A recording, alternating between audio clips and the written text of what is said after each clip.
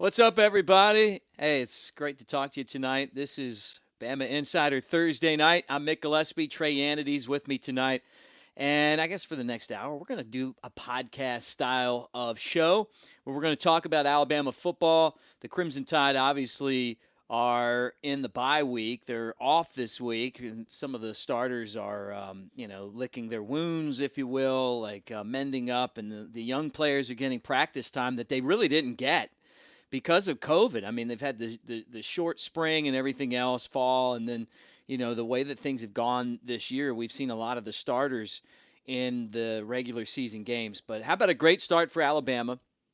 6-0 start, and all of a sudden now Mac Jones is atop the Heisman standings, which is great. I mean, not that those matter at this point. I mean, he's got 4 more games left, but Trevor Lawrence getting COVID really puts Mac kind of in that top spot, which is really a good feeling. And something that, we talked about it Sunday night, or excuse me, Monday night on Monday Night Quarterback. I've been one of these people that was kind of late to the Mac train, but I mean, pleasantly surprised and impressed, and really glad that he's had the kind of year that he's had, because I've become a big fan of his as well as Alabama's moved forward. I just could not believe his ability to throw the downfield ball, his leadership, the way that he gets rid of the football when there's pressure. So there's so many good things about Mac Jones, and with Jalen Waddle out, you're going to see a lot more Najee Harris. And I think that for Alabama, these are two guys that could end up going to the Heisman ceremony together if they even have it. Maybe it's remote, but I mean, you can't take that away from Najee either. He's had an incredible start to the season. So we'll talk a little Alabama football as they getting ready for LSU. Huge games in the SEC. Who is Alabama going to contend with in Atlanta? I mean, look, it's rat poison because I'm going to go ahead and put Alabama in Atlanta. I don't think they're going to lose twice. I don't think they're going to lose once, right? They go to LSU. That's, obviously a game, but this isn't the same Tigers team from last year. At times this season, they've been an absolute embarrassment to the national championship they won last year. They got worn out by Auburn. They lost to Missouri. They had players opt out. They don't have Joe Brady as their offensive savior anymore. He's in the NFL. They don't have Joe Burrow quarterbacking. They're just a regular middle-of-the-road SEC team. Alabama goes there next. They have a very tough game against Kentucky, and I want you to look at that one on November 21st. That's going to be a tough game, guys. Don't overlook Kentucky's ability to play defense.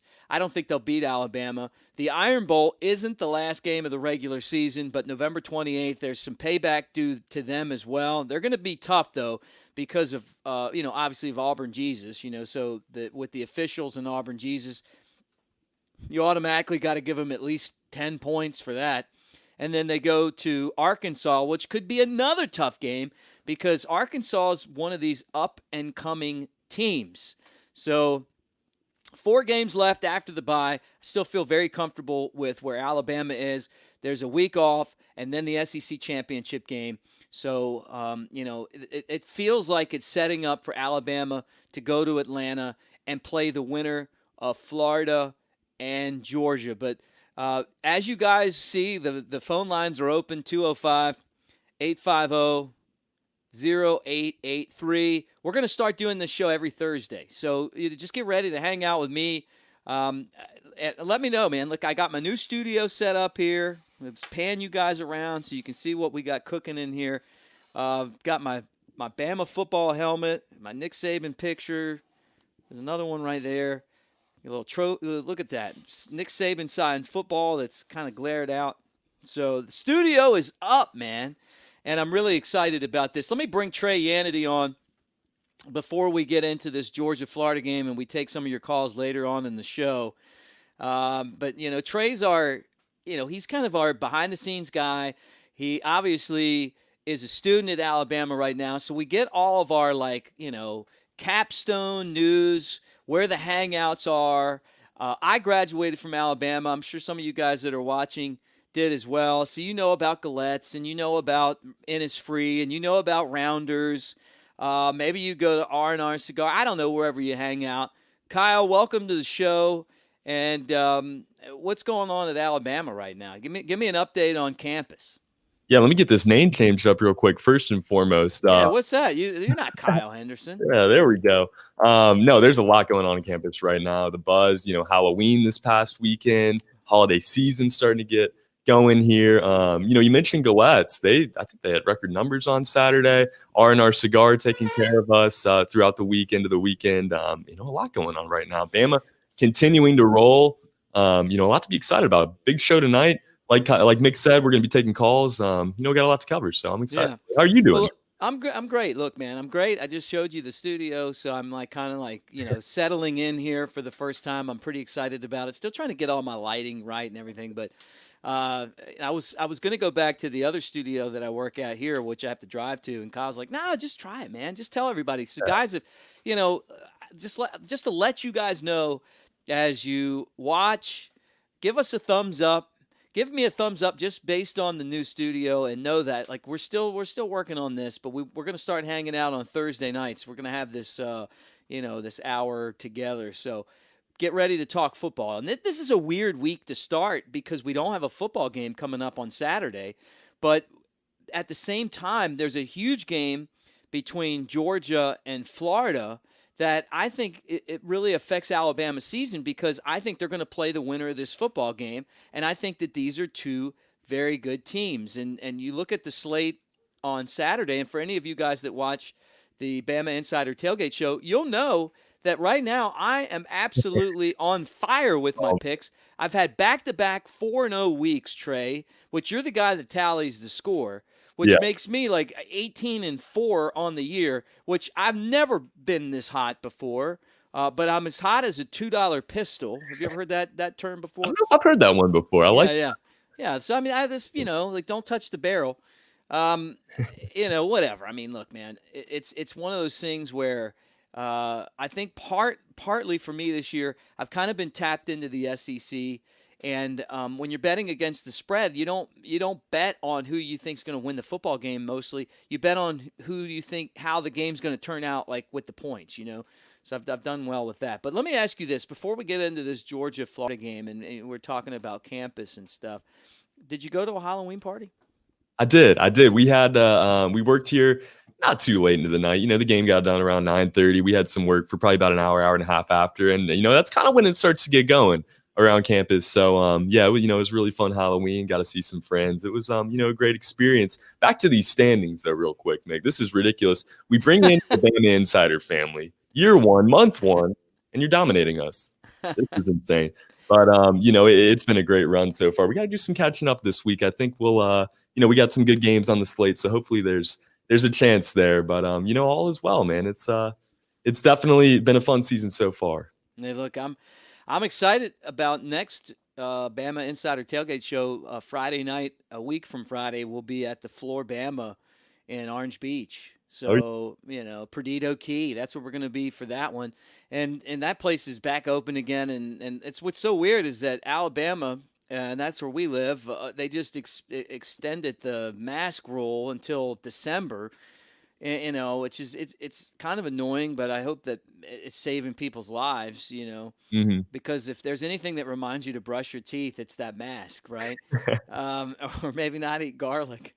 Yeah. But in Florida, they don't have that anymore. Like they've kind of gotten past that. So you go there, and when we're there for that show, everybody will be doing their thing. They don't have limits on anything. They're just doing life normal again, which is so weird about this country. You go state to state. I mean, this bar is right on the line of Florida and Alabama. And, one place has, kind of stricter rules and then the others don't. But, all right, well, let's get into this game. All right, so Alabama played Georgia earlier this season, right?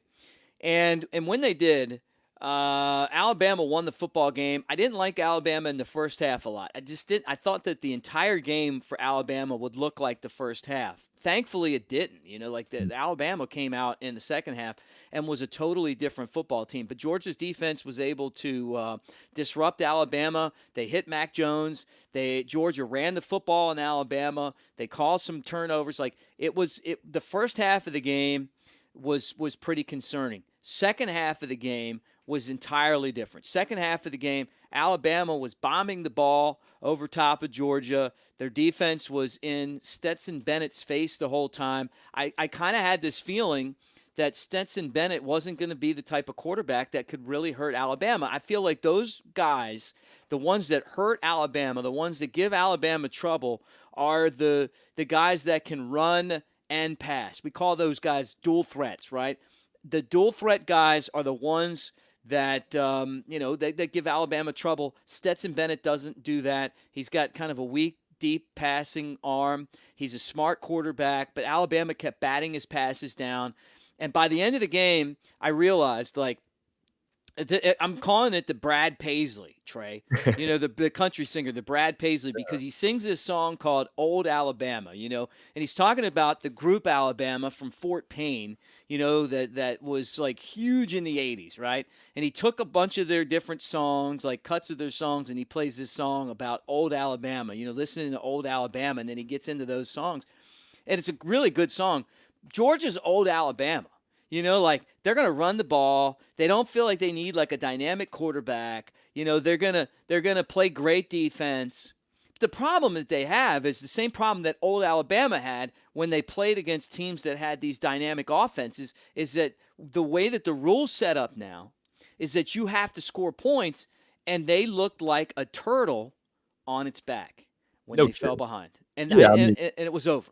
Yeah, and this Georgia team is really good. A lot of great points there, about some of their flaws and what they're doing well. But at the end of the day, this is a very well-rounded Georgia team. The thing about Alabama, they've had a knack for kind of exposing, major flaws in really good teams in the past. They did it this year, obviously showing that Stetson Bennett, you throw some pressure on him, he's going to crumble. And Georgia had shown some flaws in games leading up to that, but I think Alabama really exposed it. You know what you're going to have in Georgia. They're going to try to ground and pound, good defense. And Alabama just took advantage of it. They ran some schemes that, seemed to work. They ran a little bit of less man coverage in that game. Just outcoached, if nothing else, at the end of the day in that one. For Florida, it's going to be about figuring out a way to kind of model your defense after Alabama's in that game. Very similar defenses. Kyle Trask, I think this offense will be fine against the Georgia defense. They've looked a lot worse after they played Auburn. Great effort against Kentucky, but, I think they're still flawed, no doubt about it. And Kyle Trask in that Florida offense is high-powered enough to take advantage, but it's going to be about containing Zamir White.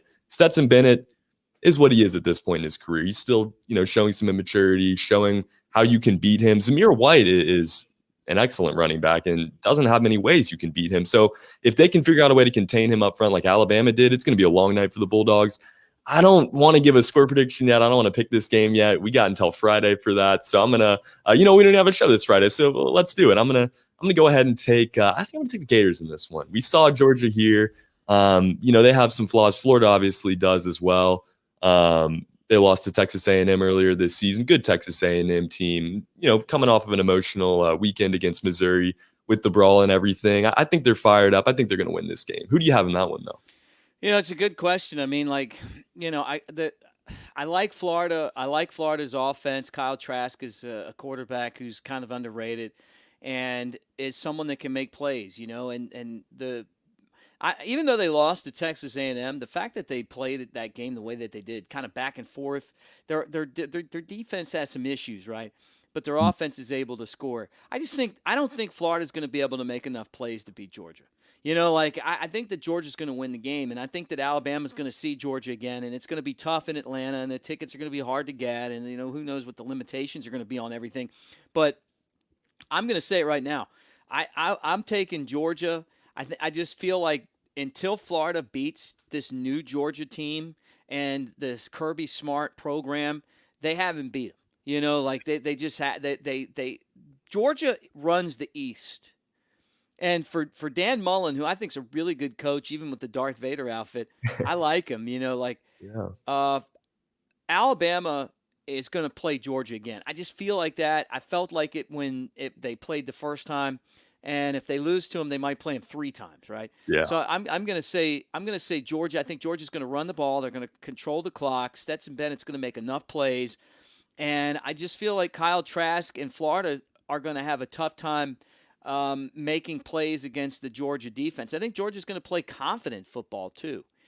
So I'm going to take Georgia, but I wouldn't be surprised if Florida was able to make this a game and maybe pull it out. I don't know, but it as far as Alabama goes, I probably would rather play Florida than have to play Georgia a second time. Yeah, I was going to say, when we talk matchup, it's weird because Alabama beat Georgia. I think the final was 41-24 in that game, 17-point win, but there was times where you felt pretty uncomfortable. I don't think Florida would make Alabama as uncomfortable, I guess. No. But at the same time, both teams are good. And it also shows that the East is kind of growing and becoming a lot more competitive. When Kirby Smart got there and Dan Mullen left Mississippi State, I mean, look at Mississippi State now. Alabama beat them 41-0 last week. And I kind of felt like watching that game, I'm like, I really like Mike Leach. Like, I'm a Mike Leach guy. I mean, I've always enjoyed his press conferences.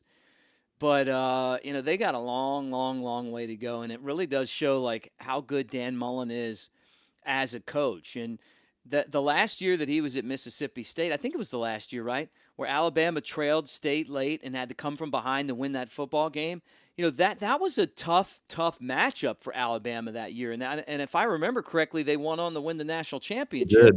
So, I mean, like, that was as close as they came not winning, Those games are against good coaches like that know how to get it done, that know how to get the best out of their players, always make a matchup difficult. Plus, at the same time, you're talking about playing on a neutral field. So, they'll be in Atlanta. I don't know how many fans will be there. But whoever wins this game in the East, I'm predicting is not going to lose another game this year. Yeah, no, I think as far as the regular season goes, right? Yeah, I think that's safe. These are the two best teams in the East far away. For a second, we maybe could have considered Tennessee as a sleeper pick, but they've regressed so much to this point. I think that's a lock of a pick there, Georgia or Florida. And this game, this weekend, I think is going to be really telling of kind of where the East stands. If we see a really good game, if we see these two, get after it and go neck and neck the whole way down, which I think we will. I think that's a testament to how far the East has come. But at the same time, that argument's been all over this year about how the East is, now overtaken the West. I think that is true to an extent. But I still think at the end of the day, overall, year in and year out, you're going to have your LSUs who's going to be recruiting in the top 5 every year. Auburn in the top 10 somewhere. Alabama, I think it's harder to compete in the West. But right now, that's a good argument with the way that things are shaking out so far. And going back to kind of the point of the show, I mean, we're always going to talk about Alabama, and this Alabama LSU game is very interesting. And I mean, we've got more than a week to hype this matchup, more than a week, right? And if I'm Alabama, I'm really excited about getting healthy to go to Baton Rouge and play these guys. I mean, they couldn't have been worse winners last year. Releasing the audio of Ed Orgeron, who it's really hard to tell what he says anyway, and I'm still not convinced that he's a good coach. I think he had a great team last year, but I'm just not convinced that he's a good coach. Like, I see his antics, like, just the whole thing to me is just, I don't know, man. Like, listening to him and his rants and watching him, like, the year that Alabama won 24-0, right? Wasn't that the final? And he comes, like, marching in. And then last year, his team is as good of an offensive team as I can remember. I mean, Alabama this year really pushes them as far as, like, being a balanced attack. But with Joe Burrow last year and what they were able to do, a lot of credit to them. And instead of being, like, a humble winner, no, they couldn't do that after getting, basically boat raced for the last 8 seasons going into last year, losing the national championship game when Les Miles was there.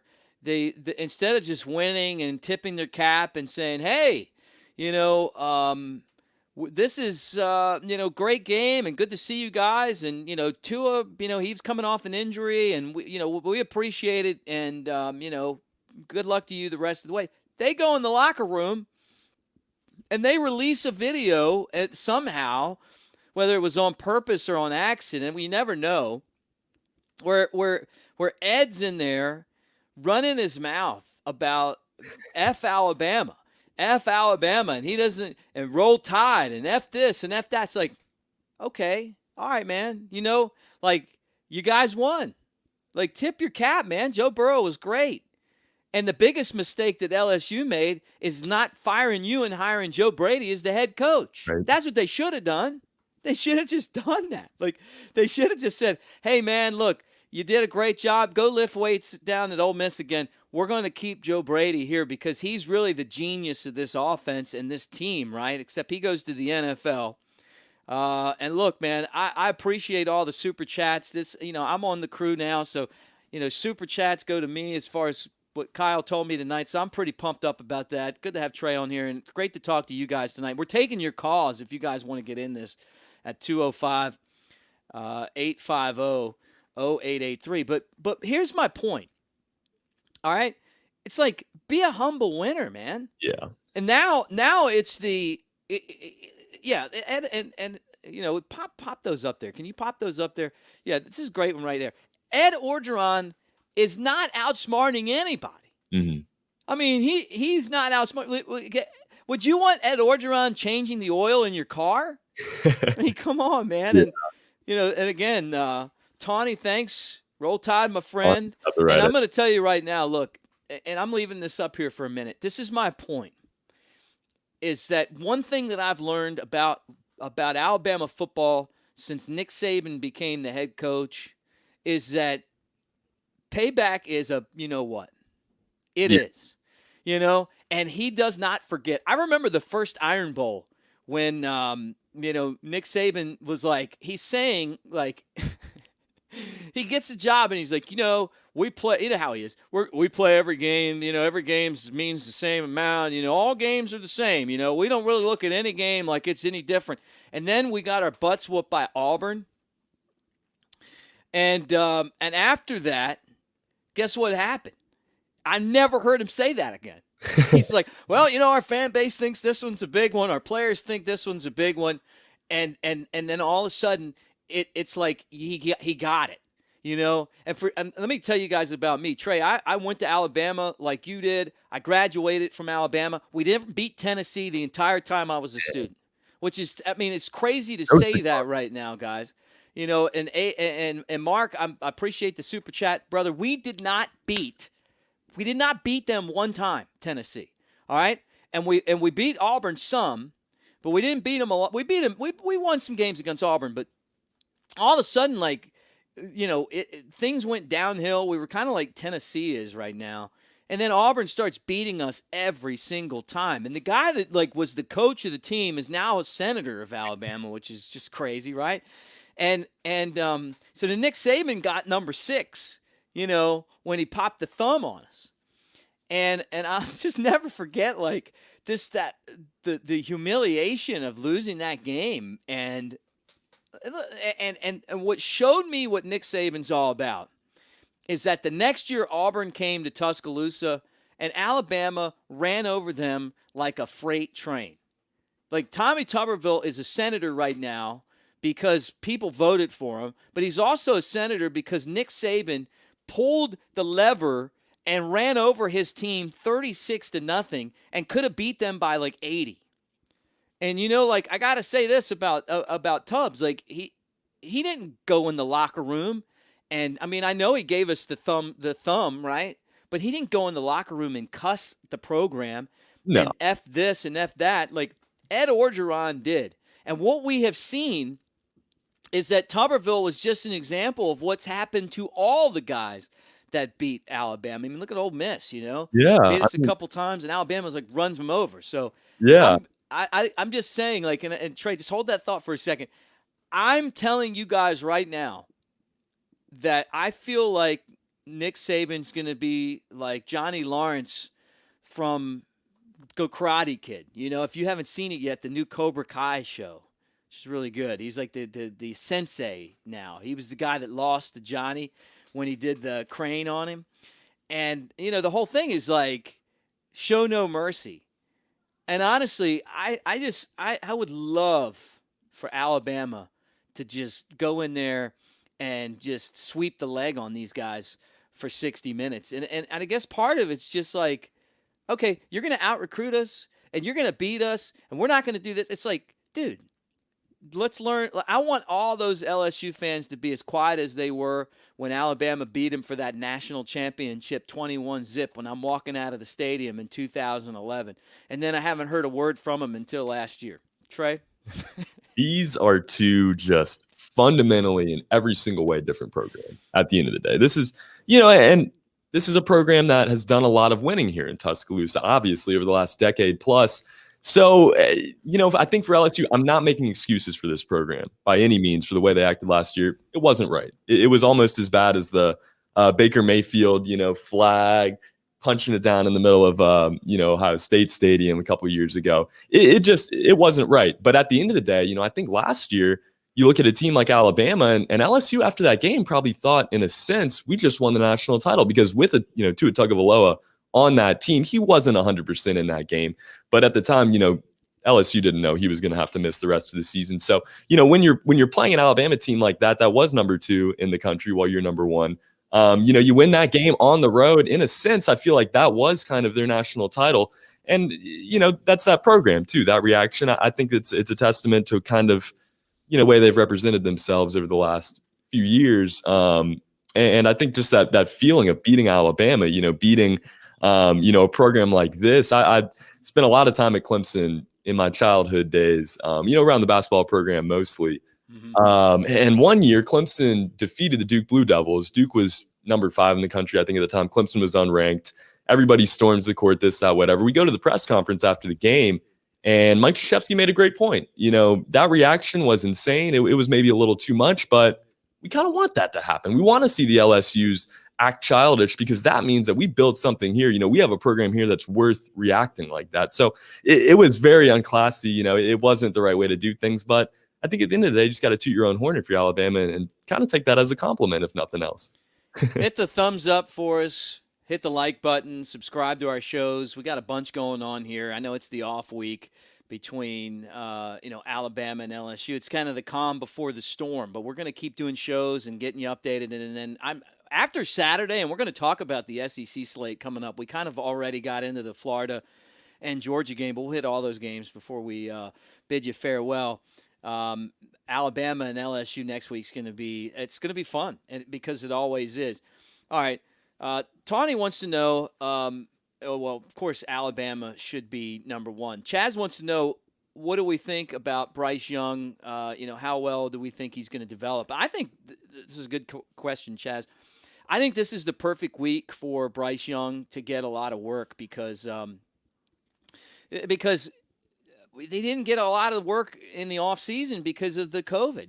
They didn't have the opportunity to really practice and do all those things. And so it's guys like Bryce Young who's the future of the program, and it might benefit Alabama knowing that Mac Jones could be a lottery pick this year, which is crazy to say that when you watch the way that he played last year against Tennessee and then, some of the mistakes he made against Auburn. But, this guy has just gotten better and better and better. And, I'm guessing that he's got to be one of the top recruits. He's this year's Joe Burrow. Oh, no doubt about it. If Mac Jones doesn't go in the first round of this draft, you got to go up to every one of the 32 commissioners in the NFL and say, what were you thinking? Look at what the kid's done. Look at the strides he's made. His body is projectable. He's got all the tools. He's been able to develop, his run game. He's been better out of the pocket. His deep ball has improved significantly. Everything about his game has come along so much. So, it makes you think, what do we do next year? How do we replace this? You have Bryce Young, and we've seen him develop a little bit. Side note on this freshman class, if nothing else, Trey Sanders, if we're going to talk about a guy developing, has come along so much since the opener against Missouri. I think some of that's just getting used to it. And it is for Bryce Young too. Getting these reps, getting real game, snaps is so important. And it was a little bit surprising, I guess. I don't know how you felt about this, Mick, but I thought in Mississippi State, maybe in Tennessee, we would see him a little bit earlier in those games. You saw the starters into the fourth quarter in both of those. So definitely a little bit different. But, I think it takes time and it takes growth too, physically, because he's still a little bit, undersized. So once that happens, once he continues to eat right in this program, once he continues to just get the workouts in, get the reps in, we've been doing interviews all week with athletes around campus, just talking about the facilities here and the food and everything they get as athletes here. I think he'll take advantage of all of that, grow, become better mentally, and I think it's coming. He's a 5-star. He was the number one dual threat quarterback in the country coming in for a reason. He's going to prove that, and we've seen it already to an extent. Yeah, no doubt about it. He's Trey Yannity. I'm Mick Gillespie. You're watching or listening to Bama Insider. We're getting you ready for Alabama and LSU. I mean, I know it's coming up, but we're talking. It's Thursday night. We're just talking some football with you guys. Get the comments in. Super chats go to us tonight. We also have, the call line open, 205 850 0883 if you want to talk, if you got something to add to the conversation. We've talked a little bit about Florida and Georgia. Just a couple of more points on this one before we take a look at the rest of the SEC and then get into some of the big games in college football, including Clemson and Notre Dame. And I know some of you guys in the chat box have been kind of already wondering, like, how is Clemson number one over Alabama? I don't know, because they haven't played the likes of Georgia this year. But Florida 3-1. Georgia's 4-1 in the SEC. Florida's 3-1 overall. Georgia's 4-1, obviously, because they're only SEC games. 5 versus 8. They are playing that in Jacksonville at the Gator Bowl. It's a 3.5-point line for the Dogs, and I'm going to take the Dogs and give up the 3.5. I just think that defense, like we talked about before, is going to play. I think Georgia, even though they didn't look great against Kentucky, I think Kentucky's defense is a lot better than people want to give them credit. As a matter of fact, I think Kentucky's got the second best defense behind Georgia in the SEC this year, and probably be a top 10 defense in the country, maybe top 5. So, I just think Florida's going to have some trouble, and maybe the weeks off. But maybe the weeks off give them an advantage because they're fresh going in. I know Georgia's dealing with some injuries, but I just feel like this is a game they're going to be confident that they don't have to take on Nick Saban in Alabama, who's really been their nemesis. They've ruined some seasons and some championships. So Trey took Florida, and I'm gonna take Georgia and feel pretty comfortable with that. Let me look at the all right, let's switch gears here and start getting into the other games. And again, Trey, if you want to get some calls lined up as we kind of look at the SEC slate, get them lined up, and we'll kind of take them as we go. Our screen line is actually not working correctly right now. So if you just want to bring in a caller, we have one on the line right now. If you'd like to go. All right, well, let's do it. Let's bring him in. All right, roll tide. Hey, who's on the phone? Where are you calling from? And what do you want to talk about tonight? What's up, guys? This is Sean from Huntsville, Alabama. Hey, North Alabama, man. I like that. I like it up there with the Rocket City. Yeah, man. No doubt. I just wanted to call real quick, man, and just remind everybody and kind of tell everybody. I know we've been winning here at Bama and things like that, but I would tell everybody, be thankful for the journey, man. It's hard to win. Look at LSU. Look at Auburn. People forget a couple of years ago, Auburn won a national championship. It's hard to win, man. As a former player and a coach now, it's very, very difficult to come back. I think that's every coach's best job is knowing how to motivate players from year to year. Winning the championship is one thing, right?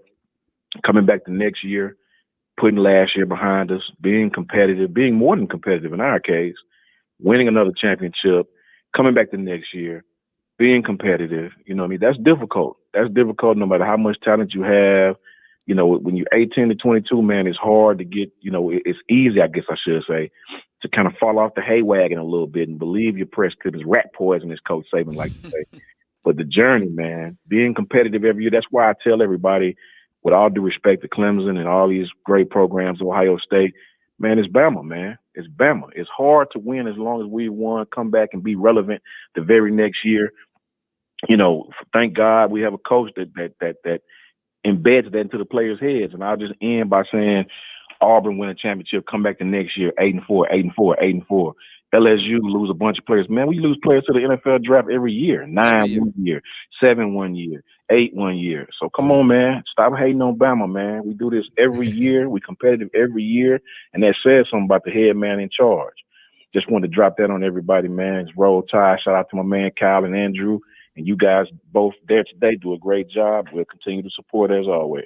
Hey, thanks, Sean. And Sean makes a great point. And look, take it from an OG like me that was there when Alabama stunk.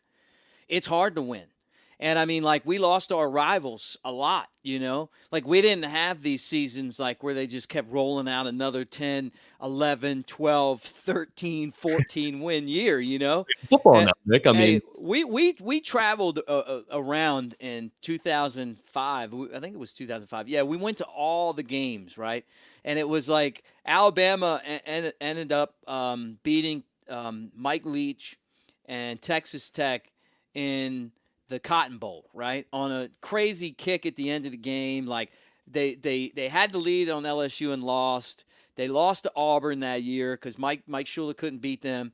But the rest of the season was fantastic. And it was like, and then the next year you're back to being 5-5, or 6-6 or whatever it was. Like, Sean brings up a great point. I was talking to an LSU guy Saturday. They're just getting their butt kicked all over the place by Auburn, and I'm like, the most amazing thing that Nick Saban has done is that he can take a team that won a championship, that loses their best players to the NFL, and come back the next year and still compete at that level. And we've never seen anything like this before. When I was a kid, they used to talk about Miami, and Miami had this saying, we don't rebuild, we reload, right?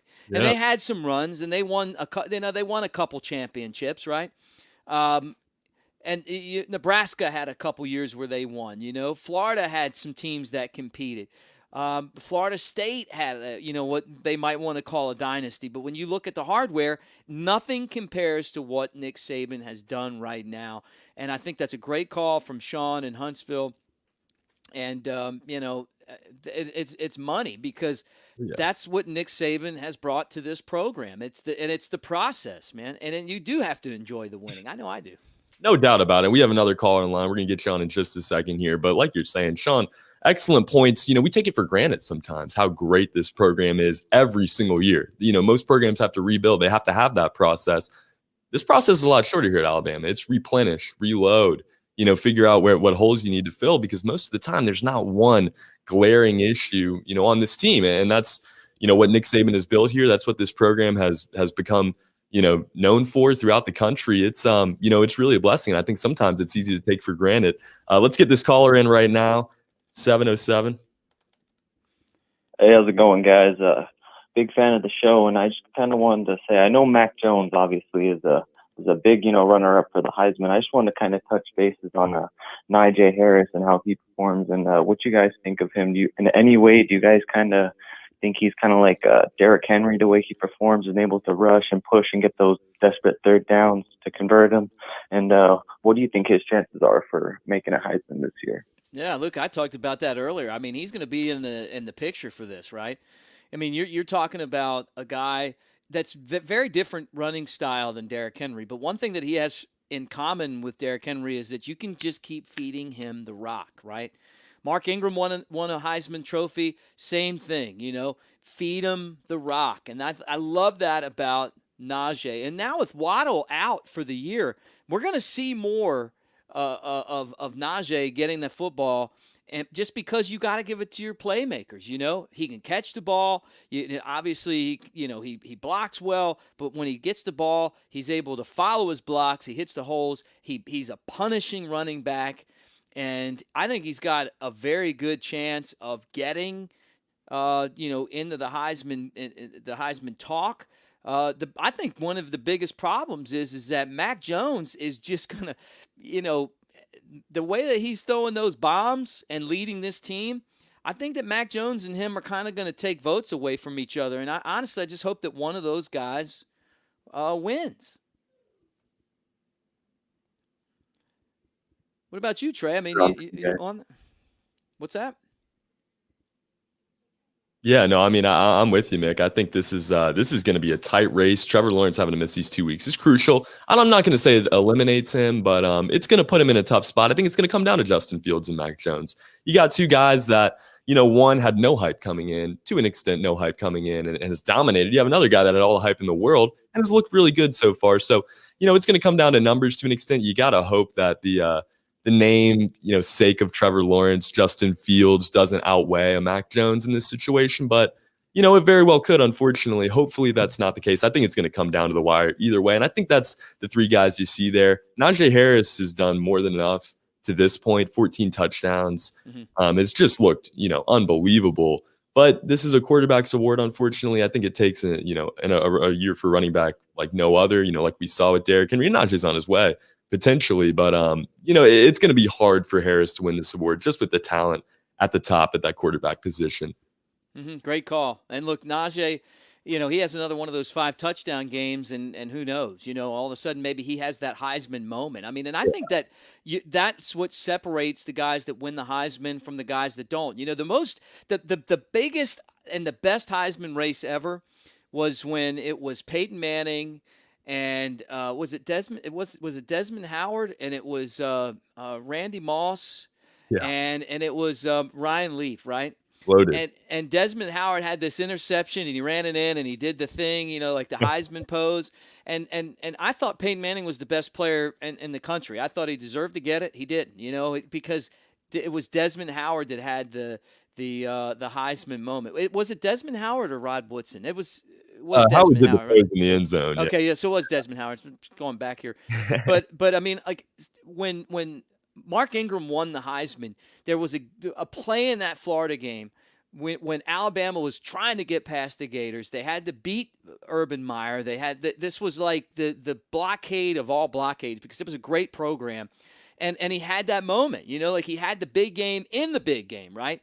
So will Mac or will Najee or will someone else have that Heisman moment? But the voters are gonna look at that, and when there's that one play in a game, that kind of separates everybody, that sometimes is the difference when in a really close race. All right, look, guys, give us the thumbs up as you watch the show.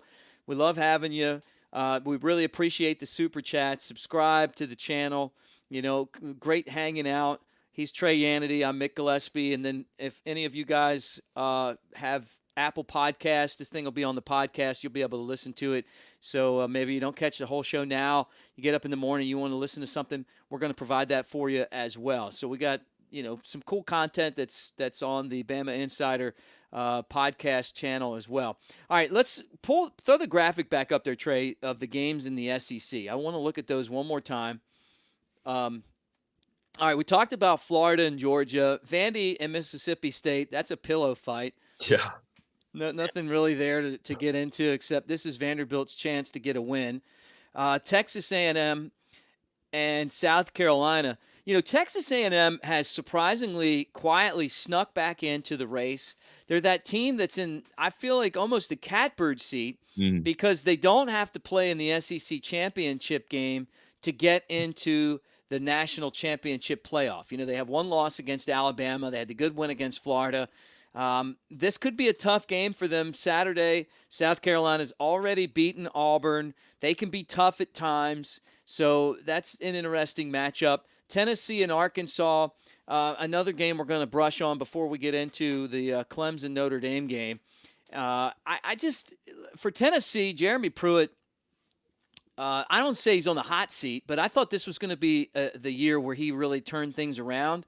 And then, they had the really bad half against Georgia. They were leading going into the half, and they've been awful since. I mean, awful. Like, they've been terrible.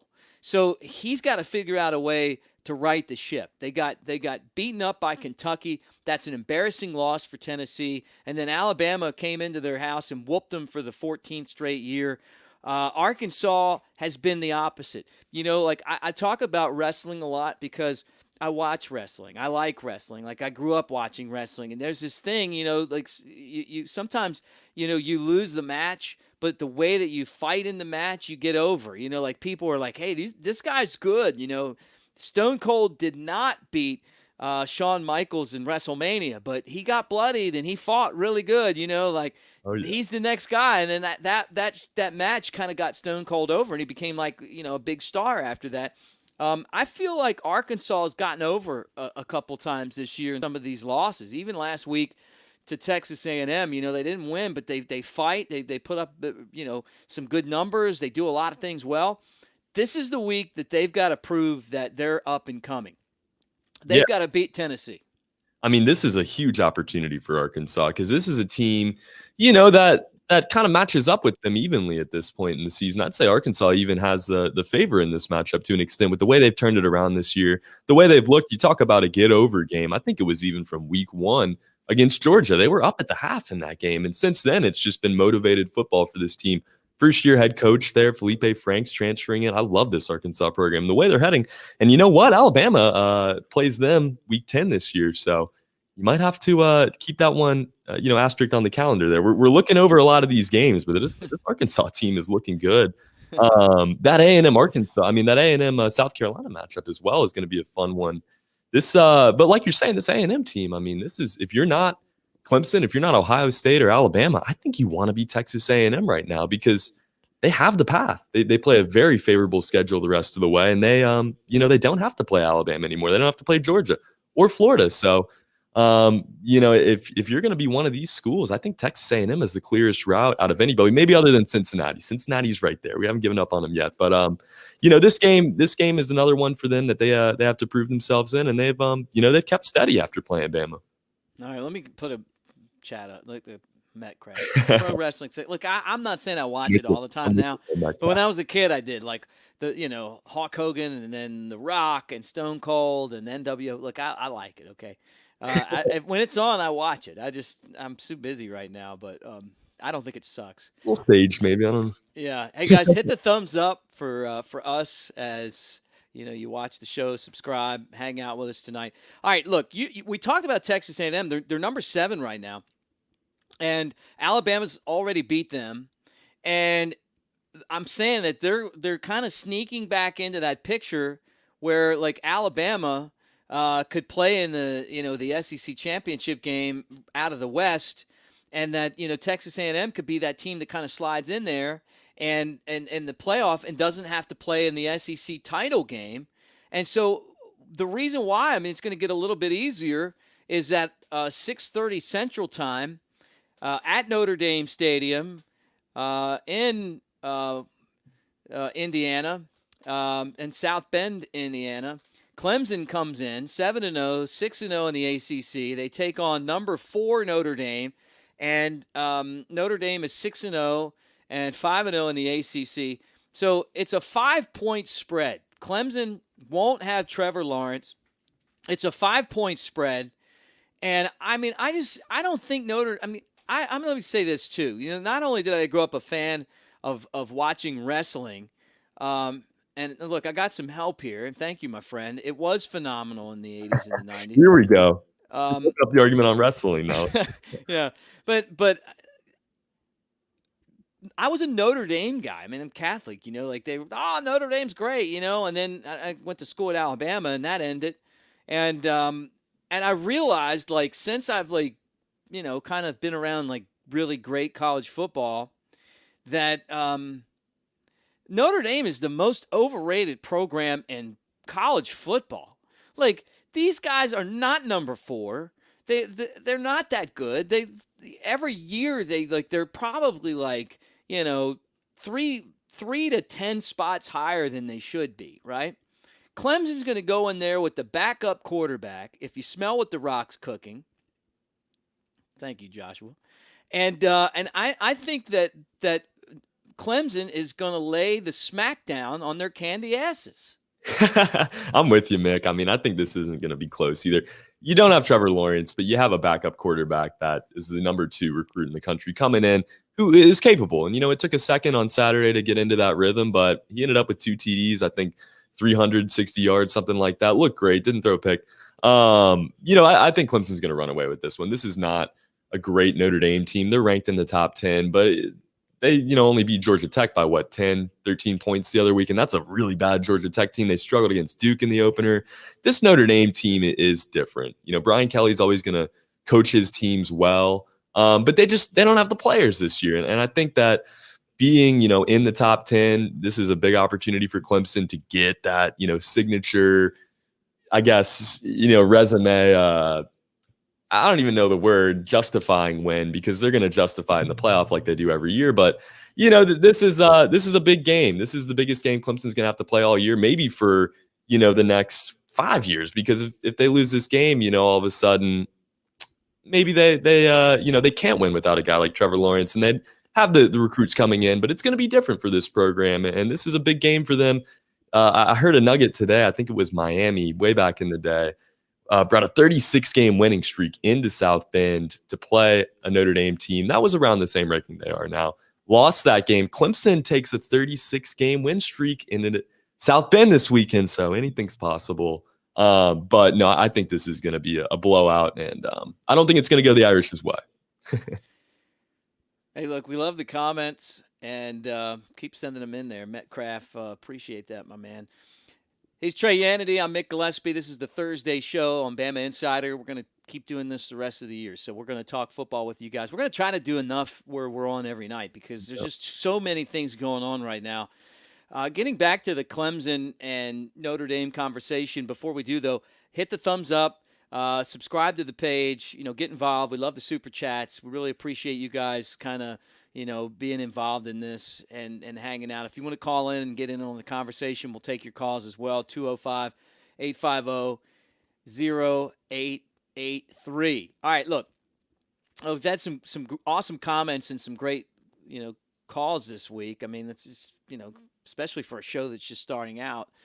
I just think Clemson's going to be better than Notre Dame in about every position.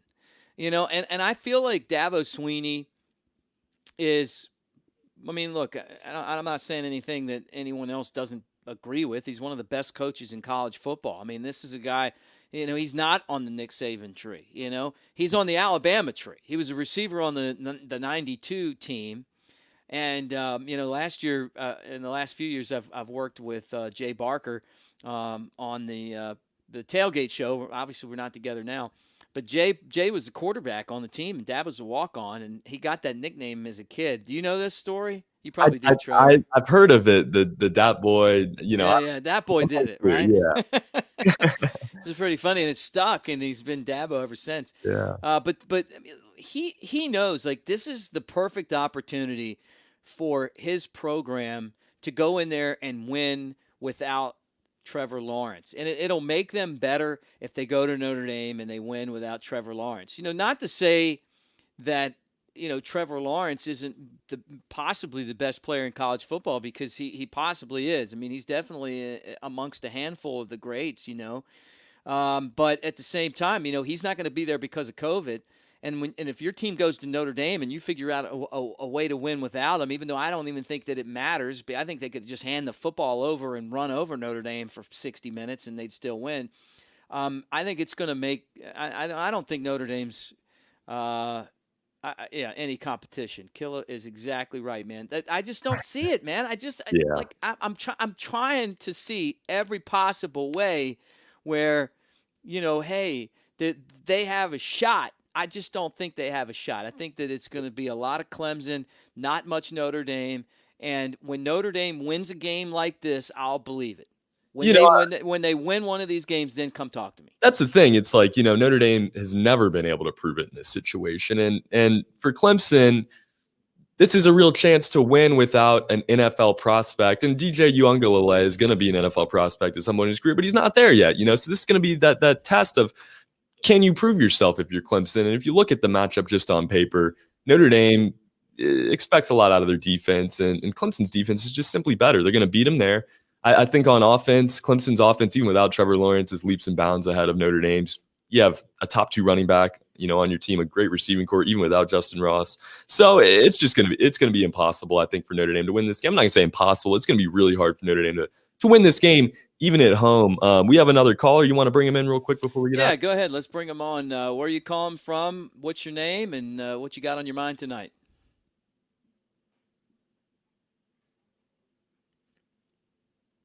Hey, are you there?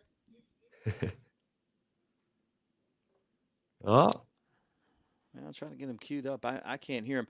I like this. Metcalf brings this up right here. This is a team that is very near and dear to my heart. I actually transferred from Maryland to Alabama years ago. Grew up a Terps basketball fan. So Nice. seeing Talia play last week against Minnesota, we were at Innisfree, and the game was on Friday night. And Trip Rogers, the owner, is also a guy from the Maryland area.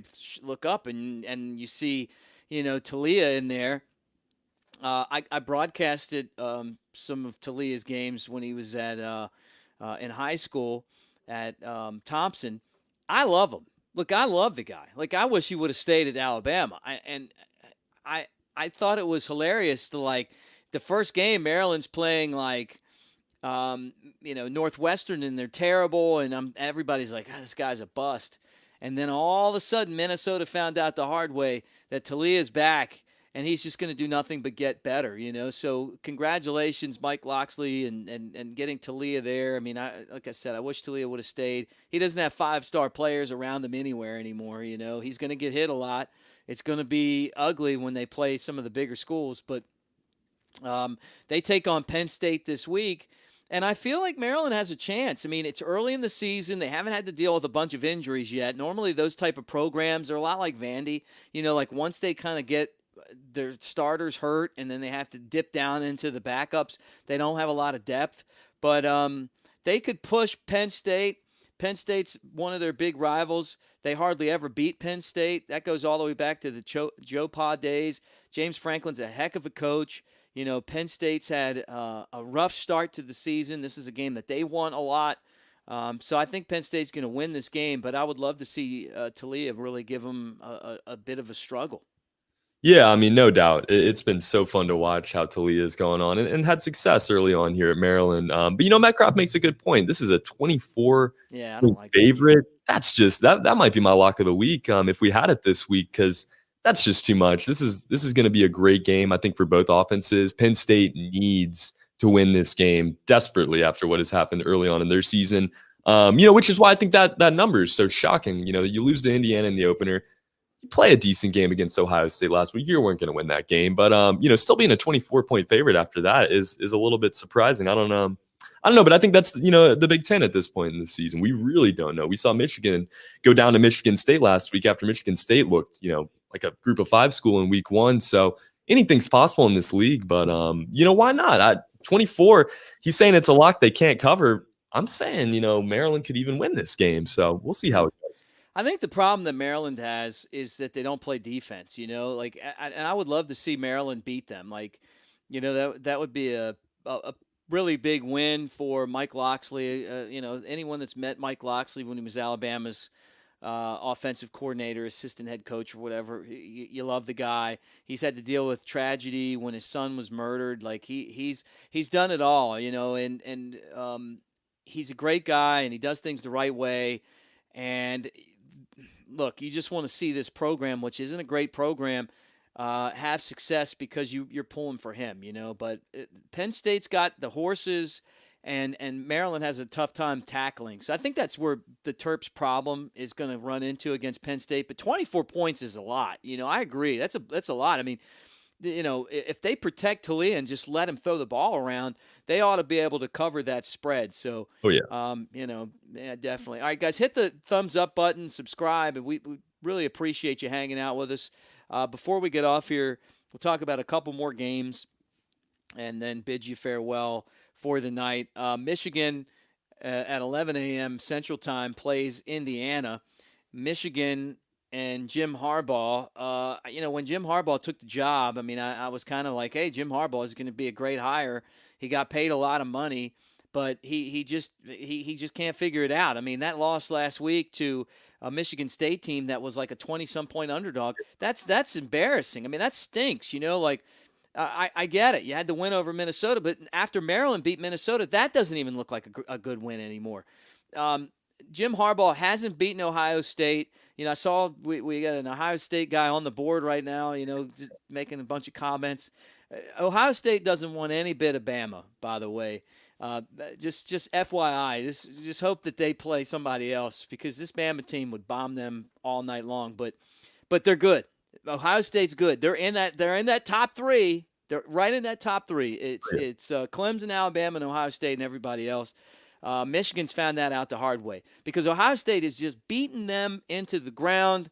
You know, and Every year, yeah. every year, right? And I mean, at some point, you know, if you're Jim Harbaugh, it's like, well, when Urban Meyer leaves, you're going to beat them. No, you can't beat them, you know. And now you're losing to Michigan State. I'd say that Jim Harbaugh better circle the wagons, as they say, or it's going to be back to the NFL for him. So he's got to win out pretty much, and I don't think they're going to beat Ohio State. So that's 20. They're still ranked, and partly because, you know, so many teams haven't played yet or haven't played many games, but they're not a top 25 team. And they're playing 13th ranked Indiana, who's got 2 wins already this year. And, you know, they're kind of one of those programs that if they win this one, Indiana, you got to tip your cap to them. It might be one of those years where they get into the, you know, into that Big Ten championship race. We're going to see the Pac-12 for the first time this year. You know, USC's ranked 20th. You know, is Oregon going to be able to play? Marshall's ranked 16th, and they're 5-0. They play awful UMass, 45-point favorites. Just Carolina. What's that? Coastal Carolina up to 15, representing the CUSA. Yeah, they're playing South Alabama, and I wouldn't be surprised if South Alabama beat them. Like I could see them kind of tripping up against one of these teams on the schedule. But yeah, I mean, I think every time I see them, I think of that coach that was like talking about need more dogs. Is he still the coach? I believe so. Yeah. I mean, like, forever, yeah. I don't know if he is or not, but you know, we'll find out. And then any other games that you know what? Real quick, if up? you don't mind, we've had in the comments here, everybody's wanting to know why is Bama still not ranked number 1. I think that's been the argument. Finish on this. Yeah, we talked about it a good bit. You know, if you want to go ahead, I have a couple reasons, but go ahead, Trey, and then I'm gonna wrap it up with that. Yeah, you know, I mean, this is a weird year. This is a very, very weird season. You know, I think to an extent, some of these voters in the AP poll, and this is the AP poll, we got to keep that in mind. This is not the college football playoff poll. We don't know what that's going to look like yet. Bama easily could be number 1. But with the AP poll, it's more regional. I think some of this is just knowing, you know, the tools that Clemson has right now, knowing the potential of what they can do when everybody shows up, knowing that Clemson on paper has a better defense. Bama's, you know, proved to have a better defense so far this season. Just look at last week. But, you know, I'm not saying this is why Clemson should be number 1. This is why they are number 1. I think Alabama deserves to be number 1. You got to win over Texas A&M, who's number 7 now. You got to win over Georgia, who's in the top 5. You know, it's a hard argument. At the end of the day, it doesn't matter. Bama controls their own destiny. They're going to prove it to you. But, you know, it does help you sleep at night, seeing your team with the number 1 ranking. So it's weird. I don't think it's accurate, but if I was going to guess, I would say just looking at the 2 teams on paper, you have similar offenses. Mm-hmm. One team on paper has a little bit better of a defense. So that's what I got. What do you got, Nick? Well, look, I'm going to tell you this right now. Clemson's good. I mean, and so is Ohio State. I mean, they're both good. I mean, but Clemson's better. And they're going to be tough to beat. They play a weak schedule, you know. And the reason why I feel like being number 1 is important is because, you know, you get into the college football playoff. If Notre Dame is your first game, and then you get to go play the championship. If you're Clemson or Alabama, and you play Notre Dame, like that's like playing like, you know, Cupcake City. Isn't that what the Dickie V used to say? You know, like you Alabama one year played Oklahoma, and I think Clemson played Notre Dame, right? And Notre Dame, typical Notre Dame, like they're out of it in the first half and they're resting everybody. And Alabama's in this like slugfest with Oklahoma, you know? And it was like the opposite the year before. Alabama played Clemson in the championship game, and they played, you know, I think it was Washington. No, it wasn't. No, it wasn't because they lost that year. It was Michigan State. They played Michigan State. They beat them like a drum. They were a lot like Notre Dame, overrated, you know, and then Clemson's in a dogfight with Oklahoma, and then you get into that last game and you're tired and beat up, you know? Like that's the only reason why it's good to play number 1 and be number 1 going into the college football playoff, just because maybe that matchup's a little bit better for you when you go into that final game. But I think Alabama and Clemson are about as even as you're going to see two programs right now. I mean, I've been to all the games, all of them that they've played in the college football playoff, and they're split right down the middle, 2-2. Right, the ones that Alabama have won have been, there was a blowout, and then it was a close game, and then Clemson blew out Alabama. And and obviously they won the real close one in Tampa, which was still one of the best games I ever saw. But they ran a pick play at the end of the game. The last time they didn't run a pick play, they just beat Alabama. So playing and being that number one seed is important. But Nick Saban uses the whole thing where no one respects you as kind of like this way to motivate his team, right? And so it almost benefits Alabama to be that team that's like second, because that's one of those driving forces. But I think at the end of the day, Alabama deserves to be number one right now because they have played the better schedule.